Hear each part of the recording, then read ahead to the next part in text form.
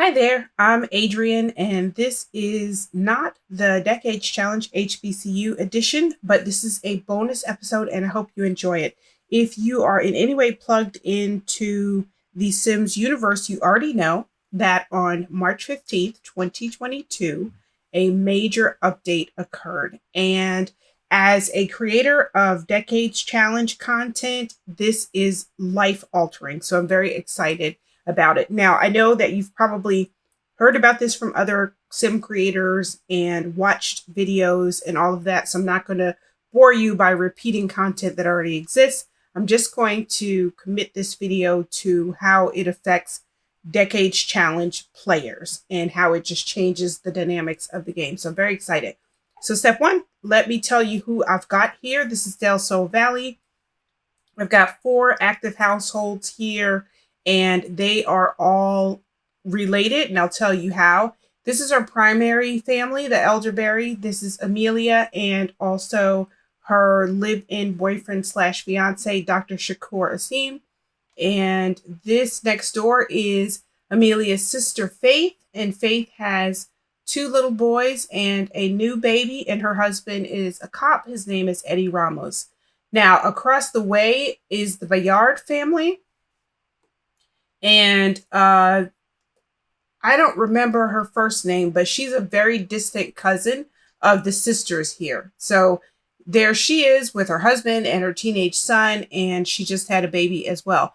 All the way across town in the more posh area is the Johnson family, and this is the Pinnacles, which is, well, let me show you where they live. Mirage Park, and now we're in the Pinnacles. In the Pinnacles is the rich and famous Angelica Johnson, who's an entertainer and celebrity, and her life partner, Alveda Cornell, Alveda's father, Nash Cornell, and their adopted son, Henry Johnson. So these are all of these families are connected. And if you've been following my Let's Play, you know that I've got Johnson descendants all over the world in a lot of different communities, a lot of different properties, a lot of different socioeconomic positions, just everywhere. And so what I've done, and I did it off camera, and I do it about every decade or so, is I've gone into many, not all, but many of the descendant households, and I've added children. So if you could see what I call the OG Johnson family, which is the family that lives on the old homestead, you'll see there are a lot of kids with one parent, and there are multiple generations living in one house. And that's just kind of how I keep the bloodlines going. I didn't really want, one of the weird things about Sims is when Sims don't have descendants, eventually they disappear from the family tree. And so I kept going into households every decade or so to put in new family members, to create new babies, new marriages, whatever, so that those family lines didn't disappear, because I wanted to be able to go somewhere and do something and come upon somebody and say, I think that's a cousin of our primary family, or that's a distant relative, or can they date? Because I think they might be related. That kind of thing really, I think, adds to the value of the story. So I've done that, and I don't think I ever have to do that again. Here's why. The new update. So first I went into Manage Household, and we've got Neighborhood Stories. That's what the new content is called. And it allows you to configure your household. So there are 2 types of households in The Sims. There are my households, and I have a lot of them. Some of those names will probably seem familiar to you. I'm not going to go through them. And I have other households. And these are people who might be related, but I'm no longer playing, or people who exist within the software but are generally not in the world. They just kind of are out there in case I need them. So these other households are the ones that you can pull into the game as you would like to, or the game will pull them in themselves as needed to fill positions. So Dr. Sight is dead. I don't know why he can still be pulled in there. So a good example is Father Winter. there he is. He doesn't exist in the world, but he definitely pops up. So these are all those people. Baby Ariel, if you recognize that name, she's a celebrity. Yeah, so I don't play with these people. But what happens is they pop into the game. Sometimes they have families, sometimes they don't, and then they just generally their family name disappears from the game. And to me, if we're talking about these families, I don't really care. Honestly, I don't care. But what I do care about is the ability to generate new generations, like more children, school friends, and things like that. So I can configure these. Now, you can configure these as a group, and these are the options that you have. Die in accidents, adopt a child, adopt a pet, leave a career, retire, have a baby, move in, move out, join a career. So these are all selected by default, or you can deselect them by default. It's your choice. I'm going to select them by default because I literally don't care about any of those people. I just like the variety of people who can pop in and out of the game. Now, if I wanted to, I could customize an individual family. I could say the Shimizu family, for example. He's never going to have a baby. He's never going to adopt a pet. He's never going to move in. He's never going to move out. Sorry, Mr. Shimizu, but you know. So you can do that. Now, here's where the families are that I have actually been struggling with for a while, and I'll tell you why. Because we have been playing this single save file since the 1890s, and we're now 80 years into the storyline, I've got a lot of extra people in the story that I don't particularly play with. Like you can see here, Hemsford on Bagley. I've got a bunch of British women here, more British women here, German forces here, and I don't care what happens to these people. And actually, they probably should be a lot older. No, actually, they are getting old. Good for them. So I don't care about the storyline for some of these people who are bound to a particular era and a particular purpose. Now, some of these people, as I'm moving up, and you can see the Ramos family there, Faith and her husband, Eddie. And the Wallace family are descendants of Lena Wallace, who is Angelica's older sister. So her family is there. Some more Johnsons. They live in San Myshuno, so they're not the OG Johnsons. The OG Johnsons are here. I can't tell you who's related to who at this point.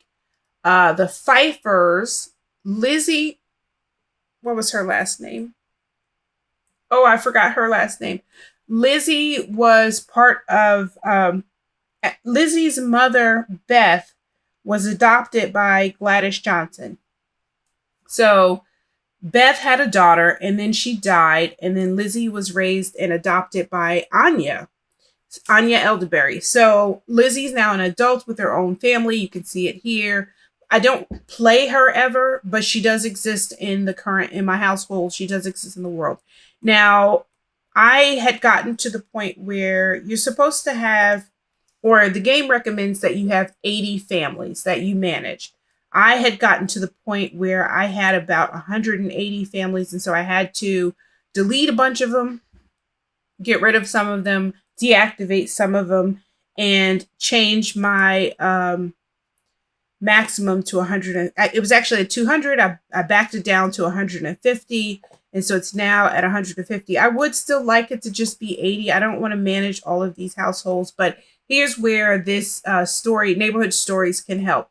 So the reason I have so many active households is so that I can keep those families going, but I don't need to do that. So what I'm going to do is I'm going to enable neighborhood stories for all of these people. And the important thing of die in accidents is, not that I want them to die necessarily, but it will ensure that people aren't lingering in the game at the wrong age for a long time.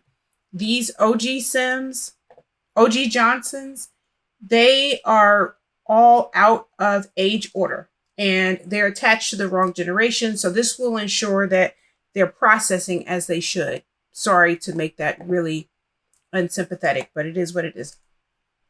Have a baby and adopt a child will infuse our games with more and more families, more and more children and babies, and I won't have to go in and create pregnancies. So that will just keep the families going and also give our current families friends to play with that are age appropriate.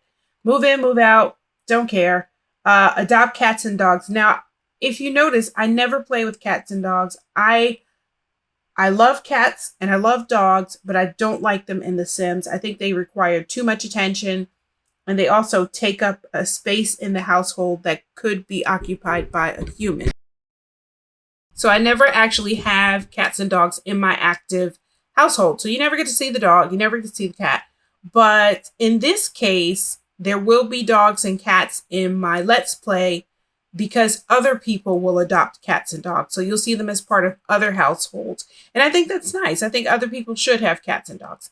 Now, leave a career. A lot of times Sims will ask you, should I try for this career or should I whatever? I don't really care. You're not in my active household. You do you, boo. So this will allow them to move about in a real life manner.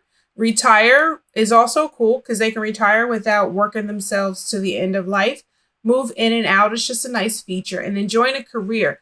This is important because a lot of times when a teenage sim becomes an adult, they remain unemployed for the rest of their lives unless you as the creator intervene. And that's not real life. People don't graduate from high school and then do absolutely nothing for the next 50 years. That's not how that works. So joining a career will help also not only give young adult Sims something to do, but will also populate places. So one of the irritating things about The Sims is going to the hospital. And you go to the hospital and most of the staff are dead people. It's all ghosts, right? Part of that is because there are not enough active Sims in your Let's Play to populate a hospital. So I went in there. I actually did this about a week and a half ago. I went in there and I made a bunch of doctors. So if you remember, I played the 1970s and I played in Vietnam, China Beach, and a lot of those people were doctors and medics. Well, when they came home from the war, I gave them all doctors' careers. So I haven't seen it happen yet, but my hope is that actually, no. I did see it happen, but you haven't seen it happen yet. So that when my Sims go to the hospital, they're being taken care of by a steady stream of people in that career field. So hopefully that works out. So I think join a career not only helps out a newly graduated high schooler or a newly graduated college student, but it also populates places where currently ghosts tend to populate. So that's that. So I've given all of my active households the ability to continue their stories. So the other thing you can do is I've made some blanket decisions, and maybe that's not what I want to do with the Elderberry family. Certainly not. This is my most active household. So I don't want them to die. I actually don't want them to do any of these things autonomously. I want to tell them when to do everything they do. So this definitely doesn't work for that family. So you see all of these are green. This family is gray because I've deactivated that autonomous opportunities, those neighborhood stories, so that I am the controller for this particular family, because this is our heir right there, little Tanisha right there. This is our primary family. So I want to control what happens in their lives. But the Hurrah family, and it's good to see that Amelia's brother is now a teenager, they can do some autonomous things. And they can move about. I don't mind. The Bayard family, I am not really invested in the Bayard family. So they can do that.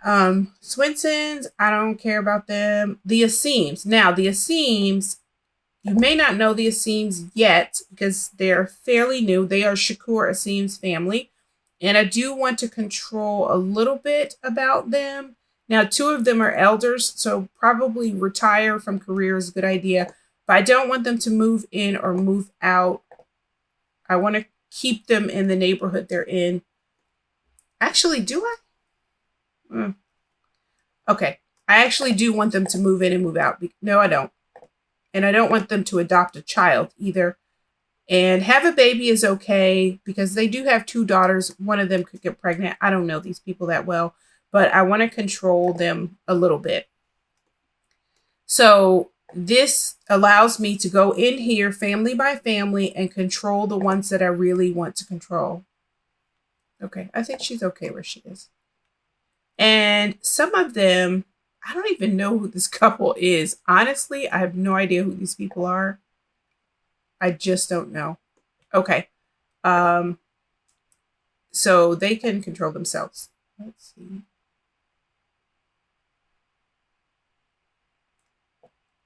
All right. I do want to control. I don't want them to adopt. I don't want them to have children. And I don't want them to move around. I just want them. Oh, I don't want them to join a career. And I don't want them to die. But I guess if they do die, that's okay. Okay. So I'm controlling that family a little bit. These other families, including the Diogenes family, they can manage on their own. Good. Okay. So what this does is it gives me the ability to continue to play the Decades Challenge, but not have to hyper manage, not have to age up people, not have to do all of these off-camera maintenance things that I have to do just about every decade so that I keep that robust interactivity. So actually, since they are going to be autonomous, I can probably go through my world and release some of these families so that they can have a life of their own without me interfering at all. So I'm going to leave this as it is for now. I may go back there and call some of these families. I don't know. We'll see how it goes. But that is what the new update does for me. And that's how to make the Decades Challenge quite a bit better. Thank you so much for watching. If you find this useful, please give it a thumbs up. If you love what you've seen, please subscribe. Goodbye now.